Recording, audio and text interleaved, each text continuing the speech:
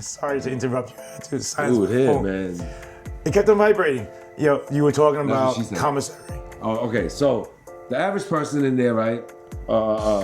They probably go shopping with state money or whatever. That's like $7, $8 every 2 weeks. Some people have money that have family that send them money. Right. But, you know, family can only send you but so much. Right. Like, you can survive without money. Having more money just makes you live more comfortable. So even if you was getting an extra $50 every week for your commissary, that was good. Yo, when that stimulus check came, everybody was going commissary full buy. 200, 200, 200, everybody. Everybody was spending it, and everybody, and crackheads and drug addicts that couldn't afford to buy drugs before because they had no money. Now, they got the stimulus check. Now, when they go to commissary, they can buy $100 worth of cigarettes. Now they can go get high. Like, the prison economy, because of that stimulus check, that just stimulated mad shit. Shit that motherfuckers should be like, yo, I ain't paying $15 for this joint. This shit, man, tiny. Now, yo, let me get 10 of those. Because everybody had money. Like, everybody had money. Like, everybody that sold drugs in there. How much was it? How much was what? What was average, like, people were getting? Well, because of the COVID, they stopped a lot of visits. They stopped contact with so many things. So prices went up. But it was just flourishing. Everybody was making money. How much was people getting from the stimulus check? Well, everybody else was getting 3,000. What was it? 3,000, 5,000? What was the stimulus? I think it was like I don't even remember. I don't even remember. But I got it. I know I got it because my best friend, she got it for me. She got it for me, and in fact, she applied for me, and she got it for me, and then she sent it to me. Wow. Yeah. So That's crazy. Do you see what's going on with the prison system now in New York? what? The correctional officers are striking. They're striking? Why? Because of the Robert Brooks case? Yeah. Number one, correctional officers are not allowed to strike. Well, their excuse. They're like air traffic controllers. Doesn't matter. Their excuse is like, oh, you know, it's not safe for us. They quit. Right. Well, And get another job. they're saying that their working conditions are dangerous, right? It is. That's why you get. That's why you get compensated for it. Police officers' jobs are dangerous. But Firefighters' jobs are dangerous. They're striking. Right now, it's like state police and National Guard are watching the prison system, and also all the programs and stuff they stop. Oh yeah? Yeah. Well, you know what? That's the first thing to go anyway. When COVID happened, first thing they shut down was programs. They don't give a fuck about. They don't give a fuck about rehabilitating people. Yeah, so I would shut programs down first. I was on a live with people that used to be in Sing Sing.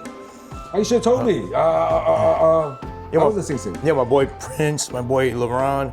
Yo, peace if y'all watching. You know what I mean? Peace, bro. I was in Sing Sing. A Block Clark. Nice. So, you know, there was somebody else in Sing Sing that had a phone, and he went on live with us, and he was telling us, yo, it's fucking crazy right now. Yeah. Like, you know, it's dangerous for everybody right now. So everybody's locked in, everybody's locked down right now. Yeah. So they kept everybody locked down. So everybody's locked down in prison is you're locked in your cell. 23 hours a day. Is 23 hours, They do that emergency. No. For emergency like this. All locked down, 24 hours. lockdown. Yeah. 24-hour lockdown. They come and bring food to your cell. There's no showers. There's no yard. There's no visits. There's no phone calls. Yeah. There's mail. And that's it. Yeah, so that's what's going on right now. The COs are protesting. And so they put everything on lockdown. What are they protesting for? Saying that it's okay for 15 people to beat somebody up, handcuffed till they're dead? What are they protesting for? And you know what? I watch the news. Yeah, I gotta start watching the news. Because, you know, at the end of the day, I always thought that they said correctional officers are like air traffic controllers. They're not allowed to strike because when they strike, they put people's lives in danger. Yeah. Because if you don't come to work, what's to stop him from killing me? Or how are we gonna eat? If nobody's there to open our cells, how are we gonna eat? How are we gonna go? You know what I'm saying? So I don't understand how correctional officers are allowed to strike. So contract-wise, I don't know if correctional officers are allowed to strike or not. But NYPD cops are not allowed to strike. It's in our contracts where we can't do it. I think it's in their contract too because whenever shit, like, don't get me wrong, they're mad Obviously times. not because they're doing it. There's mad times that the shit that happens that the COs, they're like, oh, you're not allowed to do this, they're against that. Instead of striking, they do a slowdown. Like, Right. Cops used to do that too. they do a slowdown. Like breakfast, you're supposed to crack our cells at 7:30 for breakfast. They're taking their time and they don't crack our cell for breakfast until 10 o'clock. So now we can't go to program. Now programs are shut down. None of the program officers have to work. None of the civilians have to work because programs are shut down. By the time they finish running breakfast, if they start at 9:30, 10 o'clock, they finish at 11. 11 is count time. You can't be out of your cell. So now you're back in your cell. You're waiting for them to serve lunch now. Slow down. Serve lunch at 2 o'clock. Programs are shut down again. UREC is shut down. That's how they used to strike. So for them to pick it like this. NYPD used to strike like that too. Yeah. The unions would tell everybody, look, we're not telling you to do anything illegal. Do everything by the book. But do slow. No. If you do everything by the book, it automatically slows everything down. Because by the book, you're only supposed to pick up one 911 call at a time. All right? And then you go, you do that call, you do it by the book. So you're there listening to somebody tell their fucking life story. It has nothing to do why they call 911. Right? They're like, oh yeah, this happened because this, that. So you're standing there now like, okay. And you're taking more time with each call. All right? Where in reality, what really happens is they go up and be like, all right, I don't want to hear about what happened last week. What happened today? Why you call me now? All right? What just happened? And then it's like, oh, but I got to tell you what happened. No. Tell me what happened now. And it's like, okay, this is what happened. All right, this is what we're going to do. You know? And then they solve it and they go to the next job.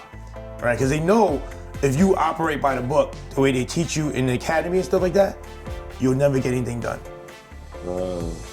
Yeah. So that was their excuse, because now they can't say, oh, you're illegally slowing down. No, we're just following the rules that you put in place. Yeah. So they're protesting because I seen, because my friends that I was locked up with, they're very vocal about the social reform stuff. Yeah. And those 15 guys, those 15 COs, sorry to cut you off, they got charged for murder. They did. Yeah. They got charged for murder and gang assault and something else. Because I seen it yesterday. Yeah. They sent me the link. That's why the CEOs are protesting. Yes, they're protesting because they're saying like, yo, how are we gonna do our job? You're gonna fucking convict us. How are you gonna do our job? In what universe does it take 15 people to subdue one person that's handcuffed? It doesn't. It don't. I know, and to beat somebody when after they're in handcuffs is wrong also. So I you know what I mean, those 15 people that got charged, I agree with it. I agree with it too. Yeah.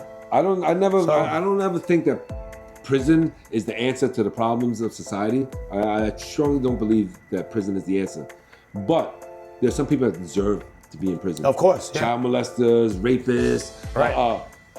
And those but cops. I believe there's 80%. They deserve it. There's 80% in the prison system. When I was in jail, I wasn't in prison, but in jail, I believe 80% of the people in jail shouldn't be there. Well, that's a big number. That's a big number, yes. Because it was only a selected few, because it's county jail. So a lot of them are there because bullshit, shoplifting, bullshit fucking drug charges, or they're waiting trial. And they've been there for like fucking 3-4 years. Yeah. Well, I don't want to be a dick and say, and contradict what you say, but you say bullshit. Well, you've been in there longer, so you tell me. So you say bullshit, drug charge, bullshit, whatever. Drug charge is drug charge. Criminal is a criminal. You know what I'm saying? So yeah, but a drug charge you could do a different way. When I say that the people don't deserve to be in there, I'm talking about like innocent people, like people that really didn't do it. What percentage is that? Small, 0.00001, or the percentage that like if you got arrested when you was 15, 16, and you do a 30, 50 years, that's unreasonable. You know what I'm saying? But as far as like crime and punishment, yeah, I feel like, if you break the law, there should be repercussions behind it. Yeah. There should be. I agree. But 80% of people that don't deserve to be in there, that's a high fucking number. Yeah, I spent over 20 years in prison, and I've met thousands of people in those times. And I can tell you on one hand how many people don't deserve to be in there out of all the thousands and thousands of people I've met in them 20 years. So 80% is a big number to me. Yeah. I deserve to be in there when I was all right, shut the fuck up, let me fucking talk. All right, go ahead. What I'm saying, 80%, right? Yeah. they shouldn't be in there because they should come up with other means to correct the situation. Okay. Meaning, alternative to prison. yeah. So like drug addicts, put them in a program. Right. You put them in jail, it doesn't do anything. No. It's not gonna solve it because they can still get drugs in jail. Yep. Right? And then when you're sitting in jail, bored as fuck, there's nothing else that you want to do than to get high to pass the time. Yeah. You know what I'm saying? Like, I don't do drugs like that. But in jail, I was like, damn, I wish I could get high. You know what I mean? What do you mean like that? What does like that mean? I take drugs for my pain. Oh, okay. You know what I mean? Like my nerve pain and stuff. So I smoke marijuana. That's the only thing that can help it. Yeah. Ketamine, that's the only thing that can help my pain. You know what I mean? Like all these pain medications that my doctors give me, they don't do shit. You know what I'm saying? Pain medication is fucking very scary though, you know? Yeah. But the thing is, what I'm saying is also like you have theft. People there for petty larceny, right? Stealing shit or robbing people or whatever. Why are they doing it? Are they doing it for fun or are they doing it because they need money? They want that new LV belt. Well, if they want that new LV belt, then you should teach them a trade so they go out and get a job or something. If they don't want to go out and get a job, there are people, they're like, oh nah, I'm just gonna go out and fucking take it. Yeah. Okay, then those people deserve to get locked up. Yeah, but there's a lot of young kids out there, they're just stupid. They need guidance. There's a lot of young people in jail that needed guidance. Because when I was in there, they looked up to me, even though I was a cop, they were like, yo, let me ask you a question. You know, blah, blah, blah, and all that stuff. They were actually on the tablet trying to get the plumbing license, electrical license, and stuff like that. So, a lot of them also listen to the OGs in jail. And some of the OGs were giving them bad guidance. Because some of the OGs are OGs because they never learned their fucking lesson. Yeah. So they keep doing the shit they're doing, so they're teaching the kids how to do it. And then the kids are like, oh, okay, I can do this next time, not to get caught. You know what I mean? But if you have real people that are really willing to go in there and guide them, you could change their lives. Well, that might be the difference between county jail and state prison, right? Because it seems like we both was locked up in New York, but like your experience and my experience is 100% like polar opposites. Like you talking about young motherfuckers coming up to you saying, yo, let me ask you a question, you old timer, blah, blah, blah. Yo, when I was in there, when I was 16, if a motherfucker was 18 and he tried to tell me what to do, yo, you old motherfucker, who the fuck you think you're talking to? Really? Hell fucking yeah. So like, well, for you to tell me that, I'm like, yo, what kind of prison system did you go to or did I go to? Like, how is it so different? Okay, but your mentality, you don't want to listen to anybody else. But it's not just me. I'm not unique. I wasn't unique. Okay, but everybody was like that. People like you that were in there at that time, you didn't want to listen to anybody else. Nobody. Right. So no offense, you deserve to be in there. Of course. To learn your lesson. Of course. To be reformed. Not reformed. If prison was about reforming, then they wouldn't do this shit. So how you learn your lesson? What do you mean how did I learn my lesson? How do you change your attitude? Because your attitude is different now. Yeah. So you're willing to listen now. So what made you want to listen now? It wasn't the prison? No. Listening, I don't want to completely say I listen now, but I'm more open. Why? Because I'm older. I'm older and I know that I'm not always right now. But before I thought I was always right. When I was a kid, I'm always right. Okay. So you need to grow up. Yeah, I grew up. Yeah. But it wasn't prison that made me grow up. Then what was it? It was life. Okay, so if you would have been out here, growing up out here, would you still be doing the stupid things that you were doing? Doing what? What stupid things? Like stupid things in prison? Running with the gangs and stuff. I might have grew out of it. I might have outgrown it eventually. Like people don't do it for their whole life. Okay. They eventually outgrow it. Unless you become like Tony Montana, then. Okay, so if you were out here, let's say instead of being in prison at 12 years old. 18. I was 16. 16. Yeah. Well, you were in juvie, right? No, I went to prison when I was 16. I didn't go to juvie. I got sentenced as an adult. I thought you got locked up when you were like 12. No, 16. Okay. 12? Yeah. What the fuck? What did you take me for? No, I joined the gang when I was 11. I didn't. So it took you 5 years to get caught and sent to jail. Yeah. Okay. So let's say when you were 16. Yeah. They said, okay, we're gonna send you to jail for like 2 years, right? Yeah. And then after that, you're gonna come out and we're gonna put you in a program, right? We're gonna teach you life skills. Yeah. We're gonna teach you a trade. Yeah. And you can't go back to your parents and stuff. We're gonna put you in a foster home or something like that. You know, so like a controlled environment. Yeah. Right? Like Job Corps. Right. Like if you fuck up, you're going back to prison. Yeah. Right? And then you gotta do another bit. And then you do another year or whatever, like that goes to your sentence, right? Because your sentence is still running, let's say. Yeah. They got shit Right? like that. Okay. So if you were in that, do you think you would have done more good in society or would it help you rehabilitate quicker? No, I wouldn't have made it through that. No? No. At that age, you have to be mentally, like, I always say, when I went in there, my mind was still a child's mind, you know what I'm saying? Right. So I didn't know about consequences, I didn't know about whatever, I didn't give a fuck. So if they would all, they had programs like that. If you had like 3 years or less, I didn't qualify anyway, but if you had 3 years or less, you could go to a shock program in New York State, right? Yeah, the shop I heard about. Yeah, it's 6. They convert your sentence to 6 months. Yeah. But it's like intense boot camp, like humiliation, breaking down. I know. So I was in the box. And Lakeview is a shock program, right? But Lakeview box is like a segregated box for like when you fuck up in other jails and they gotta get you out that jail. They send you to that box, right? Okay. So I'm in Lakeview box, right? Special housing unit, and my rec pen used to look out into their yard. Yo, 4:30, 5:30 in the morning, I see them out there doing PT, doing jumping jacks, and I see the drill sergeant yelling at the dudes and making them carry their mattress around the dorm if they're the last one out of their dorm. And when you eat, you could eat what you want to eat, but whatever you don't finish, you put in your pocket. Yo, I can't live like that. I don't, at 16 years old, I left my house because I didn't want to be controlled. Picture me going to a shock camp like that, and you qualify for that if you have 3 years. I'd rather do 3 years than 6 months of that hell. So no offense. At that time. At that age, you deserve to be in prison. I did, because I didn't know right from wrong. But nowadays, because that was a different time back then too. Yeah. People were different back then. Yeah. Right. Nowadays, children are more, I don't want to say children, young adults are more softer. I don't want to, you can't say that. No. Because when we was kids, the older generation used to say the same thing about us. Yo, this generation is soft. They can't go through the shit we go through. This generation, they have their hurdles that they have to go through that we may not have went through. And we may have went through hurdles that they may not have went through. But I don't believe that one generation is softer than the other. Everybody has their own strengths. Everybody has their own strengths and weaknesses. Okay. So, no, I don't agree with that. All right, but there are, I think, from what I've seen though,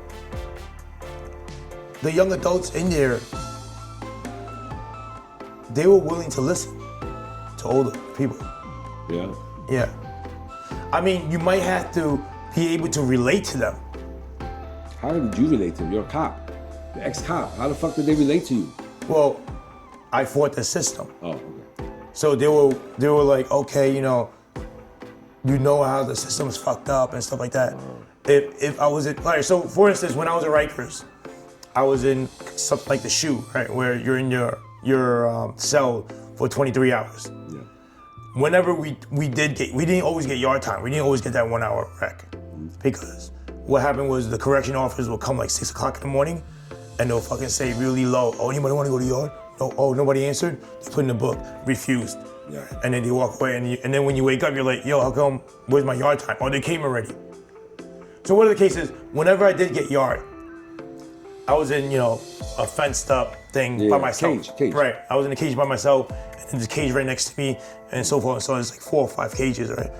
One kid, he was in, he got arrested because he was in a car with his friends had a gun, and everybody in the car got locked up. He didn't get convicted yet. He was still awaiting trial. No. So he was telling me, yo, this is what happened, right? What do you think is gonna happen? Whatever, stuff like that, right? He was just the driver? He was just a passenger. Passenger? Yeah. And he was in the same unit you was in? Yeah. Okay. Yeah. He was in the same block. Same block? Yeah. This is the third block I went to.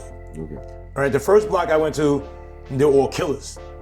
So they were like, the one guy, he was in there for like 3 or 4 years for cutting off the heads, the blood, cut off his head. And he was accused of that, right? And he was like, yo, I didn't even do it. He was like, yo, the evidence that they had, right, is a third-party person, is a witness, third-party person. which is a female that he knew, who told the cops that, yeah, that's the guy that did it. That I heard from somebody else that he did it. Sometimes that's all they need. But they haven't even indicted him yet. Right? I was like, yo, I only got 6 months to indict you, blah, blah, blah, and stuff like that. So he was like, oh, it's been 3 years now. They've been talking back and forth or something like that. My lawyer's been trying to cut a deal with them and all this other stuff. He said he hasn't been indicted and he was sitting there for 3 years? Yeah. He's a fucking liar. I know, they only got 6 months to indict him. Yeah. But they could freeze the clock.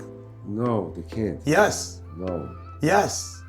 If the lawyer says, okay, we want to stop the clock because we're negotiating. Your own lawyer. If your own lawyer, yeah. Right, so that's what his lawyer is doing. He has the public defender.